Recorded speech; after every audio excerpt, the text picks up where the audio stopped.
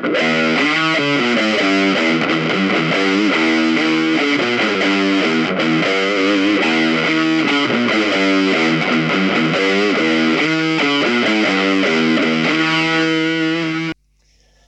and welcome to Retro Gaming Swede. My name is Oskar and today I'll show you one of my latest toys. The C64 Mini. I mean, isn't it cute? It's adorable, right? I'll show you how it works, a quick look at what you can do with it, and of course we'll check out all of the included games. I think it's slightly over 64 games because the latest firmware update added some new ones. So yeah, this will be a long video. But before we get started, if you like this video, please leave a like and subscribe, and I'll make more of these mini review videos. Maybe we should have a vote. What mini console do you want me to cover? Right now, the ones I have are the Sega Mega Drive Mini, the Super Nintendo Mini, and the Retrobit Super Retrocade. None of them has seen that much use, so it would be fun to really dig into them and check out which ones are the best and which ones suck more than an industrial vacuum cleaner. Anyway, you're not here for my babbling. You're here for the cute mini console or computer or whatever you want to call it. We'll start off with the console itself. And here it is! It looks absolutely amazing, although you can't use the tiny keyboard. On the side we have two USB ports for connectivity and controllers. I recommend getting a USB keyboard if you want to use the C64 Mini for any actual computer stuff, and a USB thumb drive for upgrading the firmware and later loading some more games. On the back we have a micro USB port for power and an HDMI slot. Just as usual, you won't be getting a power plug in this pack, but I would think you have a spare one lying around. Or if you don't, you should get one that outputs at least 2 amperes.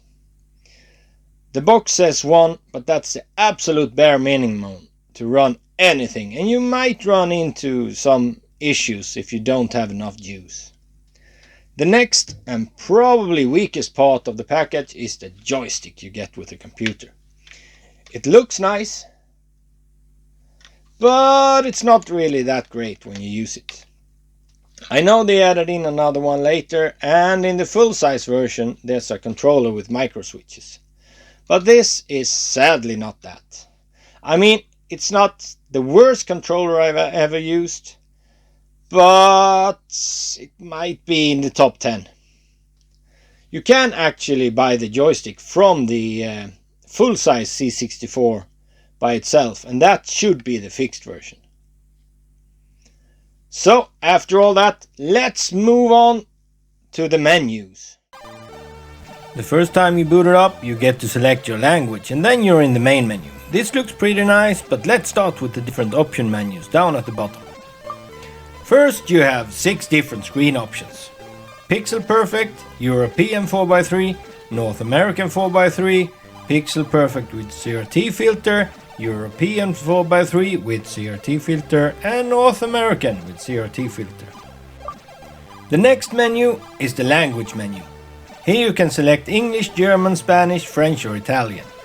This menu might be different if you have the North American variant though. The next menu gives you a few options. First we have the computer model, where you can select between PAL and NTSC modes. Next is the boot mode, if you want to boot it into the carousel view or the classic basic front end. In the next tab you have settings for the USB keyboard. Sadly, no support for a Swedish keyboard here. Next up we have the normal legal mumbo jumbo you find in all of these mini consoles. Then we have system information, which just tells you what firmware you're running. This is also where you upgrade your firmware, which I think should be the first thing you should do. Then you have the option to switch to classic mode. If you want to learn to program in BASIC for these old computers, This is where you want to go. The last two options are shutdown device and factory reset. Now we'll check out the main menu. Here you can either turn off the music or sort your games in different orders. Up to the right you get a description on the game you have selected, and up to the left you have a screenshot of the game, and yes, there are a whole host of games on this little device. Some are real classics, some are newly made, and some are actually real stinkers. So let's get started on the game, shall we? We'll do this from A to Z and start off with Alley Cat.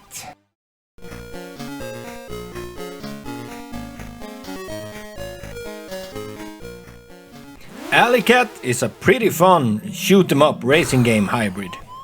You can control your ship either left or right or up and down to try to grab power-ups and shoot low or high-flying enemies. Your objective is to reach the goal to earn cash to be able to enter further races. There are a lot of tracks to play on, and all of them looks and feels really distinct. This was also one of the first games to use raster line interrupts to show some really nice multicolor text. All in all, this is a really fun game and is a real C64 classic.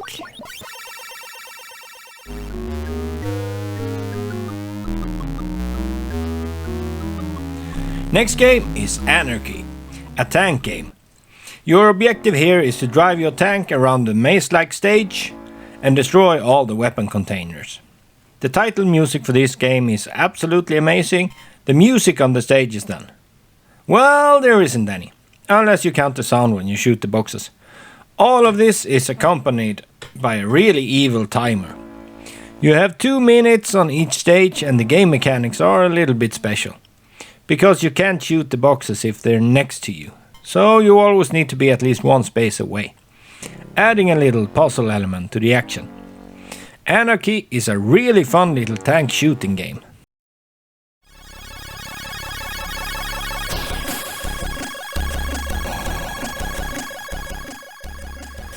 Next up we have a game called Armalite Competition Edition. This is a pretty nice looking shooter. It plays sort of similar to other genre defining games like Gradius, Salamander and R-Type. There's tons of different power-ups to get, and the difficulty is punishing. This is actually one of my favorite games on the C64 Mini, and is a game I think everyone should experience at least once.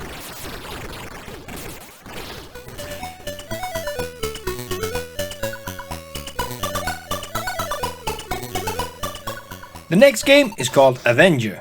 This is a ninja themed sort of top-down exploration game, sort of like Gauntlet.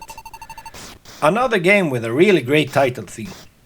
Your objective is to find keys to enter the different houses and collect the different scrolls and treasure. The game is littered with enemies and spikes and other hazards that make life hard on you. The only thing I don't get is the health system.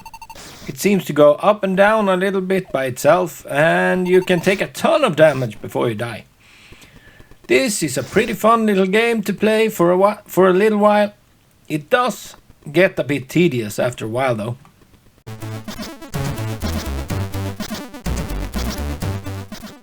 Barnsley Badger is the next game up, and this is one of those one-screen platform games that littered all of the home computers at the time. This is actually the first newly made game on this little mini console computer thing. It's not a bad game, but these kind of games hasn't actually aged like a fine wine. Honestly, I wasn't really a huge fan of these back in the day either, although it does have a pretty nice music theme. My main problem with it isn't really that the game isn't fun.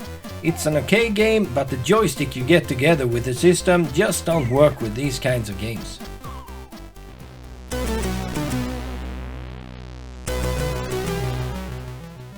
Next one up is Battle Valley. This is a game I just don't understand. It looks simple enough, you drive a tank and blow stuff up.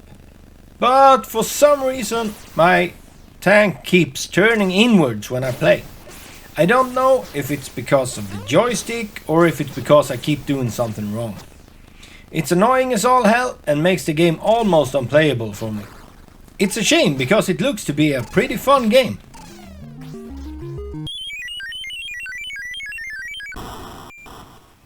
The next game is one of the biggest classics of all time, Boulder Dash. This is one of those games that never grows old to me. The gameplay is so simple but yet super fun and addicting. Your objective is to find the glowing diamonds without getting crushed by rocks. Super fun game and an absolute classic that should be played by everyone in the world.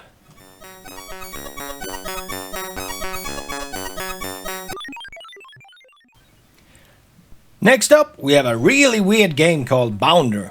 Here you play as a bouncing tennis ball and try to avoid different obstacles. It's kinda fun in short bursts but nothing to write home about. The most annoying thing is the almost completely random respawning when you die. That's just evil and sometimes it just leads to another death. Otherwise it's okay.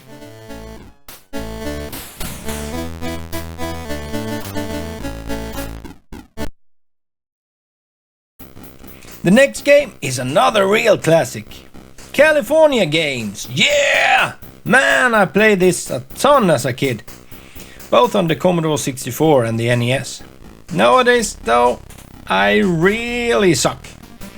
I just can't figure out the timing on some of these games. Like, how do you build up speed in the halfpipe or land the surfing board? Man, it's too long since I played this now. Anyway, this is a real classic game and should be experienced at least once in your life.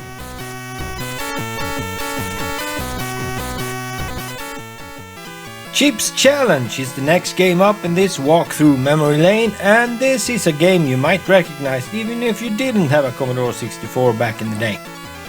This was actually auto-installed on a lot of Microsoft computers back in the 3.1 days. So if you had a Windows 3.1 PC in the early 90s, chances are you've played this one or two times. It's a classic puzzle game. You control a guy collecting computer chips. Nothing spectacular, but not too bad either.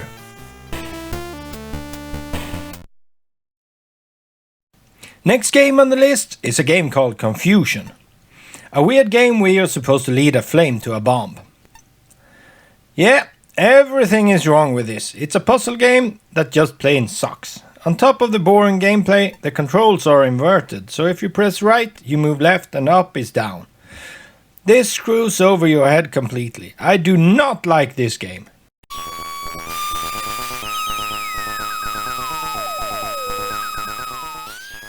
Cosmic Causeway is another game about a ball.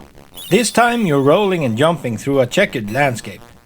In a game that sort of reminds me of the minigame in Sonic 3, but without the turning and orbs and the fun. It probably looked amazing when it came out, but man, this is some boring shit. I really don't enjoy this game one bit.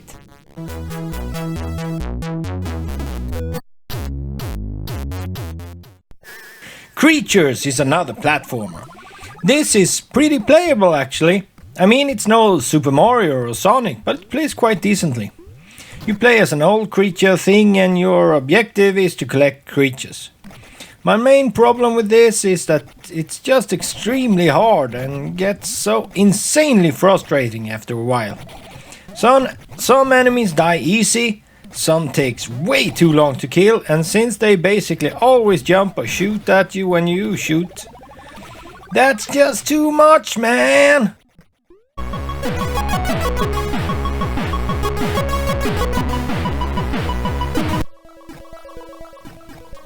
Next up we have yet another platformer. Cyberdyne Warrior is more of an action platformer.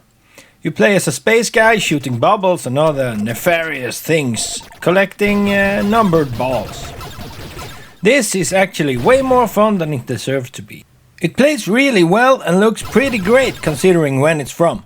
The level is pretty huge with a bunch of different floors.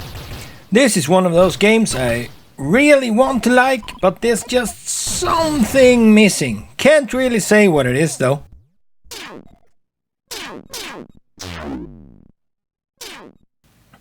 Cybernoid is an exploration-based shoot-em-up that has sort of the same problem as Creatures. It looks pretty good, plays pretty good, but it's just so punishingly hard from the get-go. This could be really good, the controls are great, there's a ton of weapons and stuff, but the insane difficulty just kills this for me. The NES version of this game is much better and can be found really cheap. Get that one instead.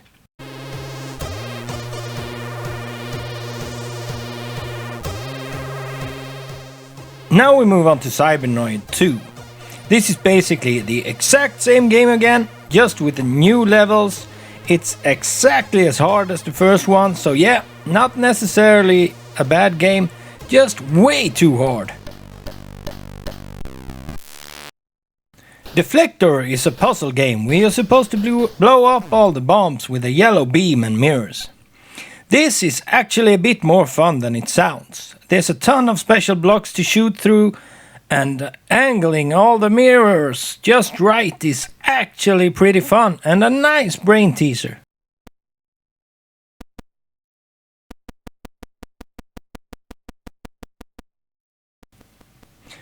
Everyone's a Wally is one of those exploration games that was all the rage back in the home computer days. You're supposed to pick up stuff and bring it to the correct place while moving slow as hell. I can't stand these kinds of games. I find them incredibly tedious. On top of that, I keep getting eaten by a shark.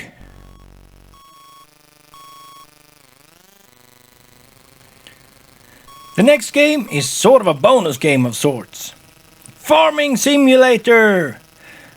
Made in 2018, this is one of those homebrew things. I have absolutely no idea what you're supposed to be doing, but you can drive a tractor.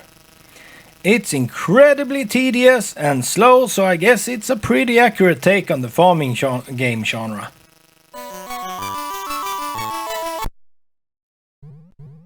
Firelord is another pick up stuff and try to figure out where you're supposed to go game. Still not a fan, although the top-down gameplay works a lot better than the platform perspective. But it's still not great. If adventure and exploration is more your thing though, I guess this game can be pretty fun.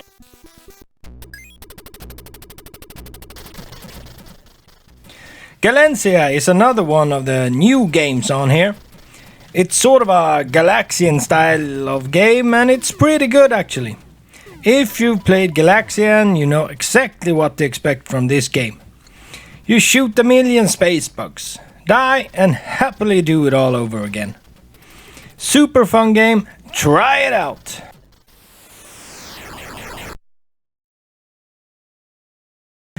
Next up we have another sort of platformer called Bliss Day Out. You bounce and fly around trying to find these small creatures to put them in a safe place. This is actually pretty fun, but would be even better if it weren't for the fact that everything kills you. Even the platforms. Yeah, the same thing you try to land on kills you. That's insane. Anyway, this is absolutely worth a try if you're a masochist.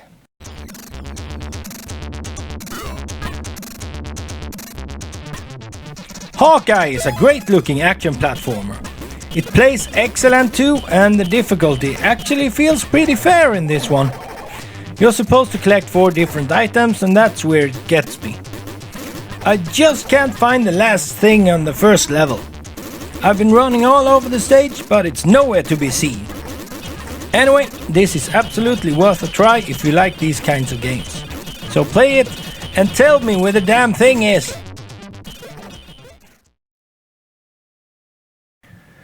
The next game is called Heartland. If you still don't like walking back and forth collecting stuff, well, you probably won't like this one either. But it looks pretty great for a C64 game, and you can use your hat as a weapon. That's kinda cool. Otherwise, I don't have a clue at where I'm supposed to go.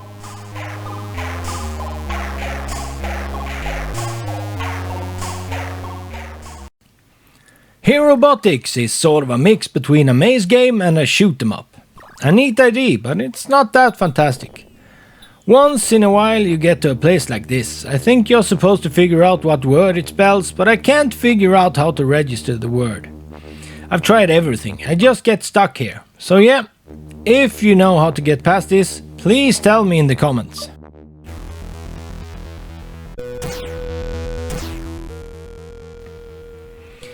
Next up we have Hessian.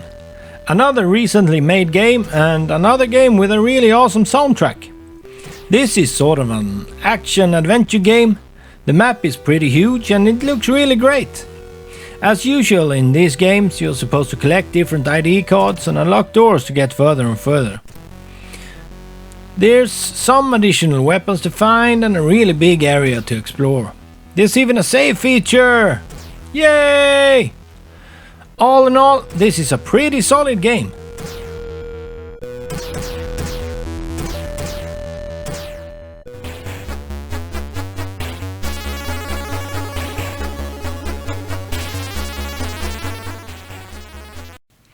Highway Encounter is a game I just don't get. I have absolutely no idea about where I'm supposed to go, and the controls suck ass. I guess you're supposed to clear the way for your friends, but yeah, this game sort of sucks.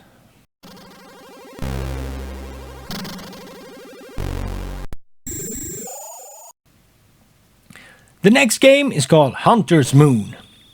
This is sort of a mix between a space shoot 'em up and a puzzle game.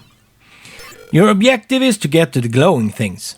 When you've grabbed all of them, you can advance to the next level. Kind of fun for a little while, but gets pretty tedious after a while.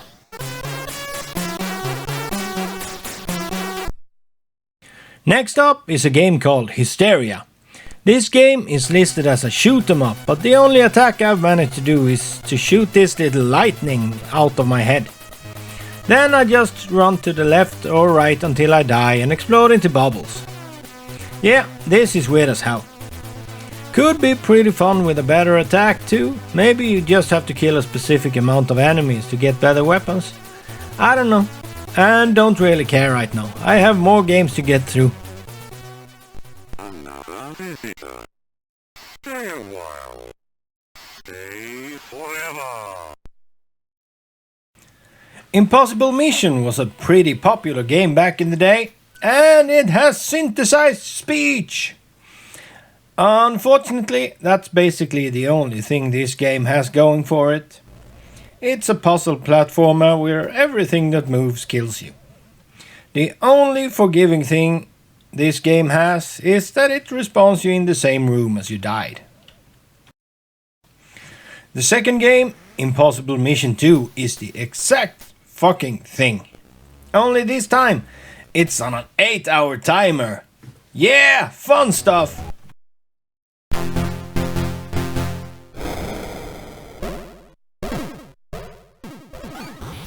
The next game is IO. This is a pretty great looking space shoot 'em up. It might also be the most infuriatingly hard games I've ever played. All the enemies move in hyperspeed and you move and shoot in slow motion. To get anywhere in this game, you basically need to remember where all enemies come from. Meaning that you either need to be a psychic or have played it to that part several times before. Complete insanity.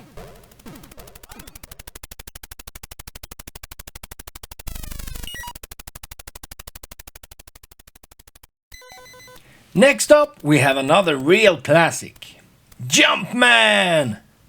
Your objective here is to climb and jump your way to the red circles without hitting an enemy or falling to a doom. Pretty great little game and a real true Commodore 64 classic. I can play this game for hours.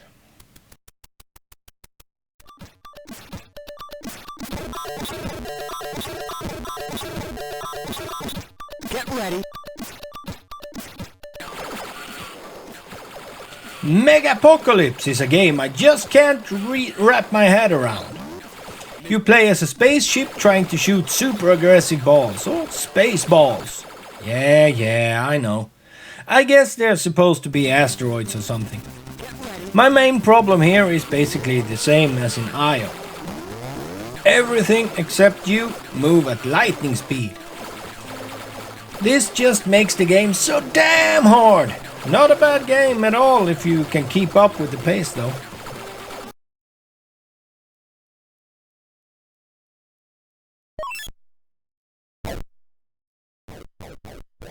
Mission AD is a pretty fun action platformer. You run around gunning down everything that moves, go through elevators and repeat. I actually rather like it. It even looks pretty great for a game made for the Commodore 64. The controls work fine and the gameplay is really fun. This is a game I really recommend.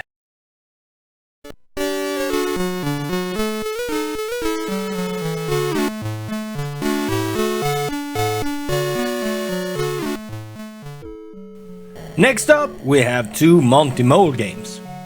Monty Mole and Monty on the Run. Both are pretty competent platformers. The first one is a scrolling game and the second one is a single screen platformer. I really prefer the first one. Yes, it doesn't look as good, but it's just so much more playable than the Monty on the Run. Although I just can't stand the noises it makes all the time. So, if you want a mole-based platformer, the first Monty Mole game is your best bet.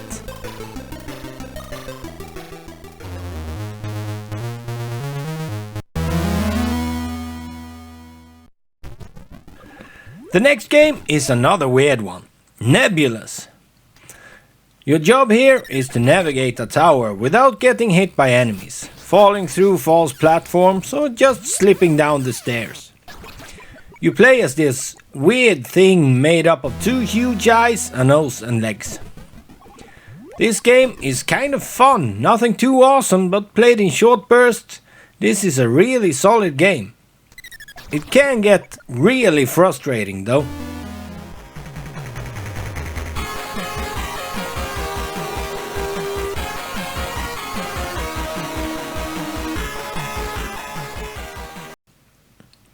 Netherworld is sort of a shoot 'em up where your objective is to find diamonds to buy yourself out of the mess you're in. It's a pretty fun game actually, but why are your only enemies bubbles?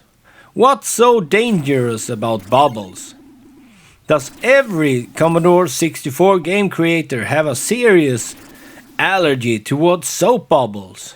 I mean, they show up in a ton of games.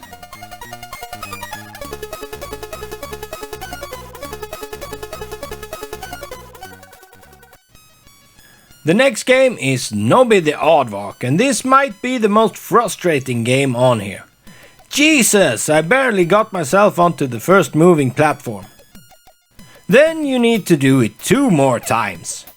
It might be that I just suck or it's the crappy joystick, but this game is driving me insane. It's so insanely hard to time your jumps with the super quick platforms and not get hit by the water.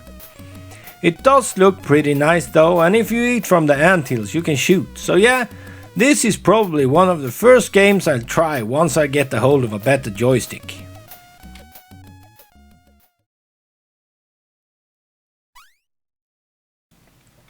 Nodes of Yesson is another platformer. And this time you're in space! Yeah! Well, the game has you exploring space caves in search of shining balls, I guess. The problem is, the guy moves pretty slow, but when he jumps, it's so fast you don't even have time to release the button sometimes. So the guy will just jump again, simply infuriating. You can also release a space mole to attack enemies and dig through walls. That's a pretty neat idea, but the super crappy jumping has me quitting this game pretty fast. There's a second game in this series on here too, called the Ark of Yesson. It's basically exactly the same.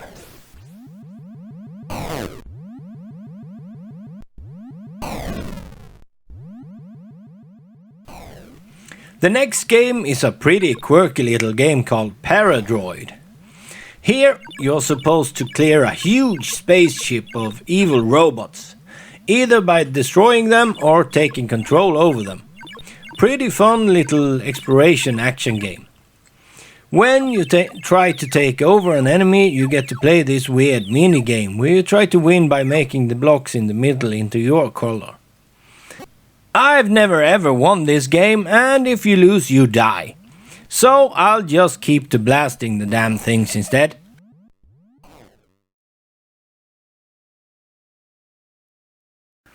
Next up we have another game added in the last firmware update. Pet Snake Redux. It's made in 2020, converted from the CBM-PT original game. All you need to know is it's Snake. Your first mobile phone had it, so here it is on the big screen again after all these years. It's still fun, but the crappy joystick screws me over all the time, killing me without reason.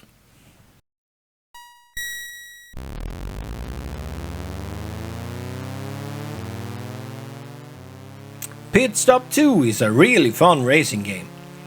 It's nice that you can see your main opponent at all time, and the controller actually works in this game. You know the drill, press forward on the joystick and steer. Press and hold the fire button on straights to go faster. Great multiplayer game, this is a must play on the Commodore 64 Mini.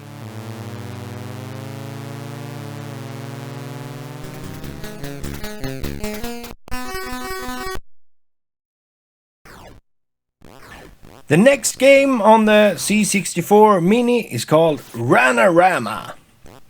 This is like Gauntlet, only even harder, and features a frog. The game is not that great, but can be fun for a few minutes. Honestly, don't have too much to say about this one. It's hard as hell, looks like shit, and controls pretty bad. At least with the packed-in joystick.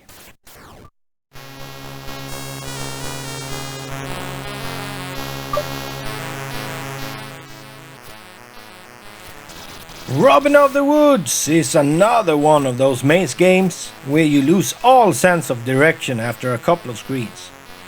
If this is based on Robin Hood, why can't I shoot, and why the hell am I picking flowers? Or why does a little tiny pig drain almost all my life? This is the mystery of Robin in the Woods. A game that could have been pretty fun but fails miserably. It might have been great back in the day though. I never played it then.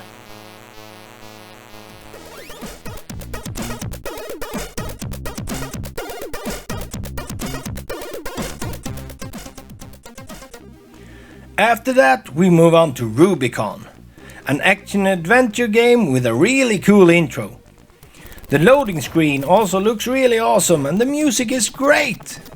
The gameplay is also really solid and all of the game looks really good. I think this is one of my favorite built-in games on this system actually. Truly awesome. Play this!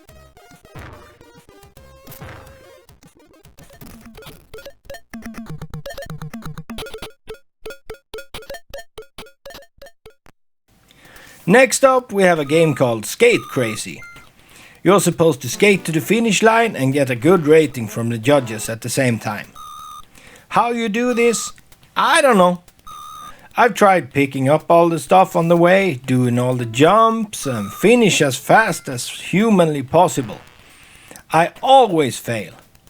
When you fail, you get to play another stage where you get the honor of picking up trash in a set amount of time. I've never managed this either, but hey, it looks good at least.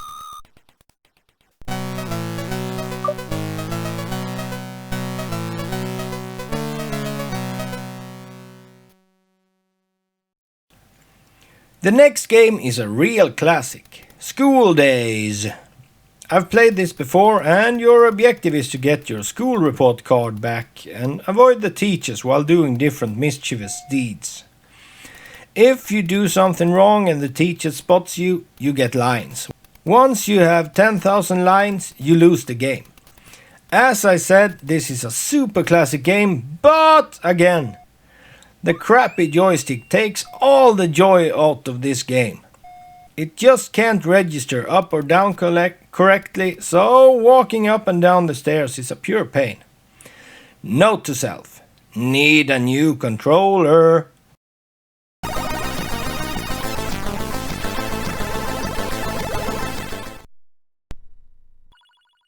Snare is listed as a puzzle game. I would say it's more of a what the fuck am I supposed to do kind of game. The intro music is awesome though. Anyway, I just basically fly around the stage wondering what the hell I'm supposed to do, and sooner or later I crash into the walls or fall down the pits. I can't figure out what to do in this one.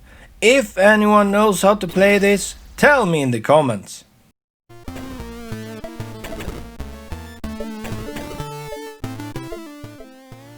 The next game is Soulless. Another one of the newly made games on this charming little mini console. This is a really fun platform game. It looks absolutely amazing for a C64 game and plays really well. I don't know much about this game, but I really recommend it. And if you get the chance to pick up this mini computer console thing, you just have to play this. Or it is actually available to buy as a classic Commodore 64 game on tape from Cytronic's website.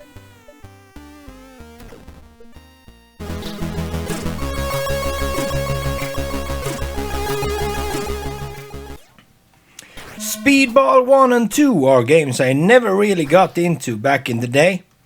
It basically plays like a really archaic soccer game series. The first game is a bit more playable than the second game in my book, and I think it looks a little bit better too, with a slightly more clean look. If you like the old chaotic sport games, however, these games are really classic.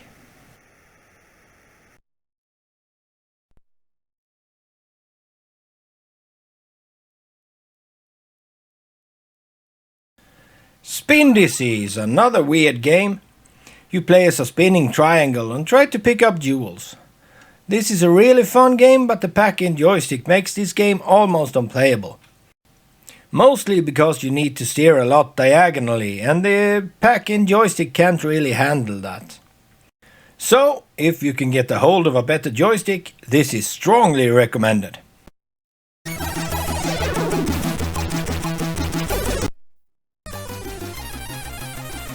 The next game is called Star Paws, with music by the awesome Rob Hubbard. Your objective in this game is simple. Find a gun in one of the boxes and kill the Space Griffin. You play as a dog called Rover Pawstrong, and this game is really fun. It also looks really good for a Commodore 64 game made in 1987. This is another recommended game.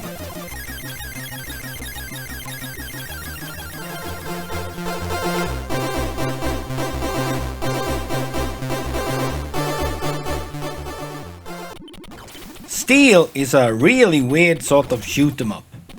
You play as a flying robot battling a slew of similar enemy robots.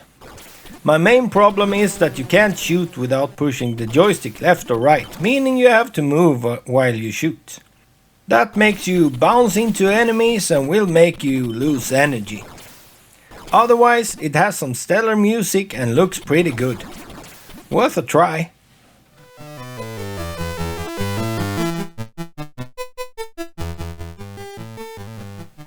Next up, we have another sports game. Street Sports Baseball, and sorry about this, but this game keeps getting stuck on this screen, so yeah, good fun. I might show this in a later video if I can get it to play another day.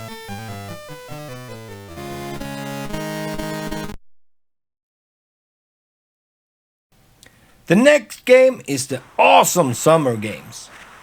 Man, together with track and field, this game might be one of my most played sports games. But why are Norway in there but no Sweden? This game ruined so many joysticks of mine back in the day.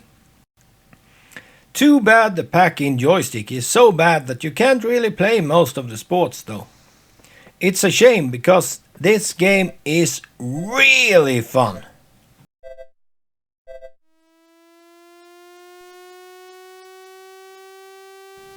Supercycle is another racing game. This time you're on a timer and it's a hell of a lot harder. If you played any of the hang-on games, you know how it plays. You need some lightning reflexes to play this. It's just so fast. The turns come so fast I don't have any time to react.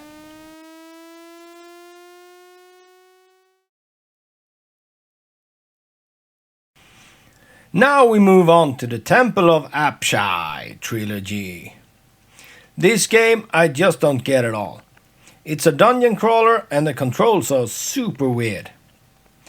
It's one of those games where you select your direction and press forward. Hitting the fire button does absolutely nothing even though you're close to a chest or enemy. And well, I just don't get it.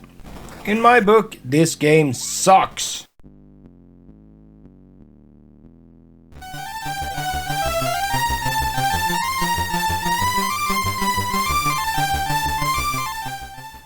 Thing in a Spring and Thing Bowsens Back is yet another couple of weird platformers. You play as a green springy guy and your objective is to find stuff to stop the evil goblin from producing evil toys. As usual in these games, the joystick is your main problem in this game.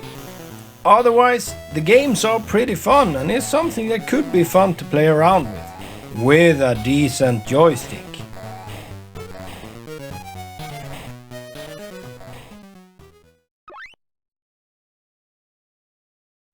Remember Cosmic Causeway? Well, Trailblazer is basically the exact same thing. Made by the same guy a year before he made Cosmic Causeway. You still play as a ball on a checkered path and try not to fall down through the pits. Looks great but gets old fast.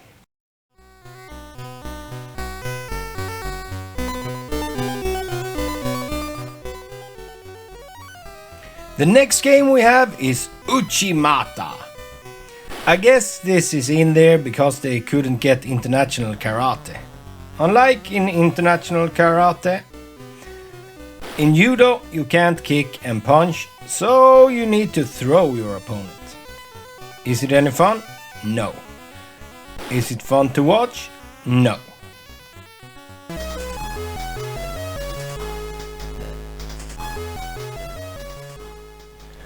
Iridium is a pretty great shoot 'em up. The fun thing here is that you can turn around and go back the way you came from.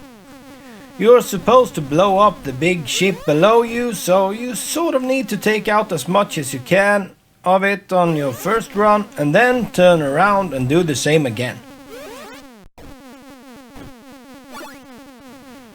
This is a highly playable game and I had lots of fun with it.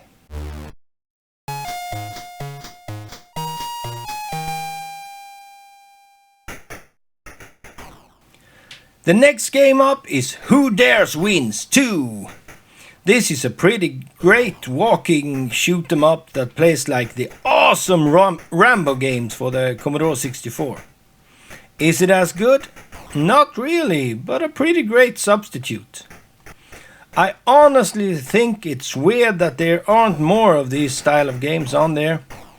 These kinds of games were pretty common back on the Commodore 64. Highly playable game and is absolutely recommended.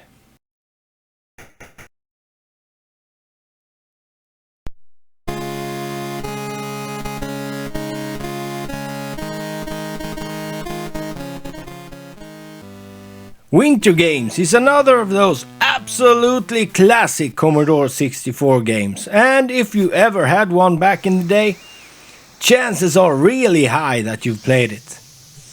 This time you can play as both Norway and Denmark. But still no Sweden. Anyway, just like in summer games, you compete in a selection of games. Some are awesome and super fun, like the bobsleigh. Some are super short and not so fun, like the hot dog. And some take way too long to complete, like the biathlon.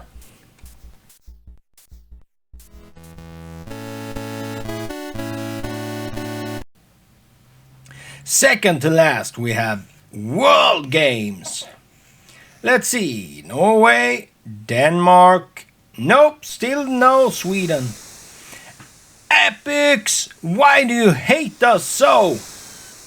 Here you compete in stuff like weightlifting, cliff diving and sumo wrestling. This is also insanely fun like the other two games. This is an absolute must-play game on the Commodore 64.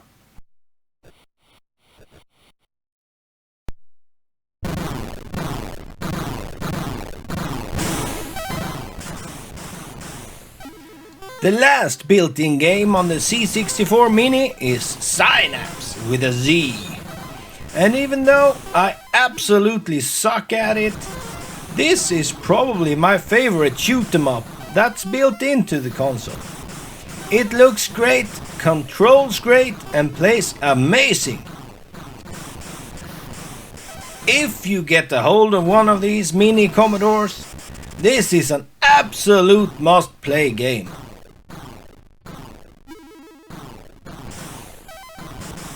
So that was a not so quick look on this Commodore 64 Mini, as it is out of the box. The amazing thing with this little piece of hardware though is that you can play any Commodore 64 game on it. All you need is a USB stick and some legally acquired ROMs. As long as you have the latest firmware, that is. So here's some bonus footage of two of my favorite games for the system while I talk.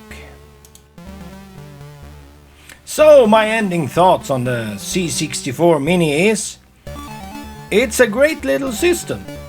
Yes, the included joystick absolutely suck, but that can be fixed by getting the new one with micro switches in it. The included games are overwhelmingly good. Yes, there are some stinkers in there. But that's expected. You can't please everyone. I mean, even the NES Mini had that crappy American football shit on there. Seeing as I found this for half the normal retail price, the equivalent of $40 or euros or so, I think this little box is absolutely worth to check out. Either if you had a Commodore 64 back in the day, or you're curious to see what all the fuss is about.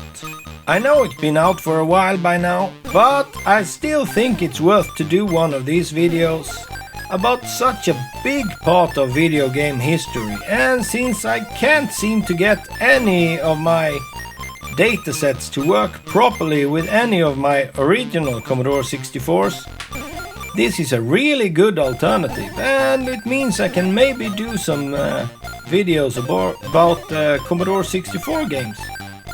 If that's something you'd want to see, tell me down in the comments. And yes, for those who wonder, I have ordered a better joystick. It will arrive in 2 to 5 business days. So, thanks for watching, and I hope you enjoyed it. If you like my kind of videos, please leave a like and subscribe to see more epic mini reviews. Or my normal content, that is about just plain old retro game collecting.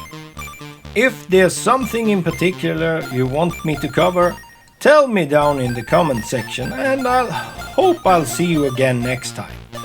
Goodbye!